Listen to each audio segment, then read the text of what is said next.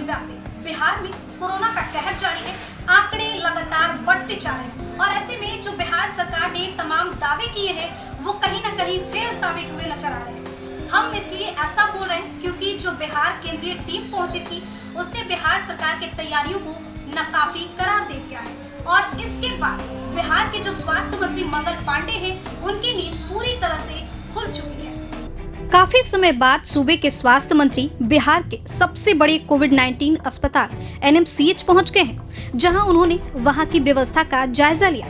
मंगल पांडे उसी अस्पताल पहुंचे जिसकी व्यवस्था को लेकर पिछले कई दिनों से सवाल खड़े किए जा रहे हैं। हद तो ये है कि जब सरकार की खूब किरकिरी हुई, सोशल मीडिया पर स्वास्थ्य मंत्री मंगल पांडे का इस्तीफा मांगे जाने लगा। इसके बाद मंगल पांडे की नींद खुली।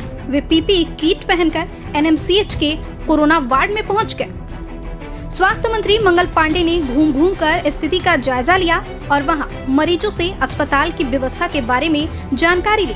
मंगल पांडे ने वहां भर्ती मरीजों से इलाज में हो रही परेशानियों के बारे में भी जाना। मंगल पांडे ने कहा कि जहां जहां कमियां मिली हैं उसे सुधार करने को कहा गया है। बता दें कि एनएमसीएच जो बिहार का कोविड अस्पताल के रूप में चिन्हित है, लेकिन उस अस्पताल में कोरोना मरीजों के इलाज की बेहतर व्यवस्था नहीं है। एनएमसीएच अधीक्षक ने जब केंद्रीय टीम के सामने पोल खोली, इसके बाद सरकार ने अधीक्षक को ही पद से हटा दिया और दूसरे डॉक्टर को प्रभार सौंप दिया। अभी के लिए फिलहाल इतना ही। बिहार और झारखंड की तमाम बड़ी खबरों के लिए देखते रहिए अजहर।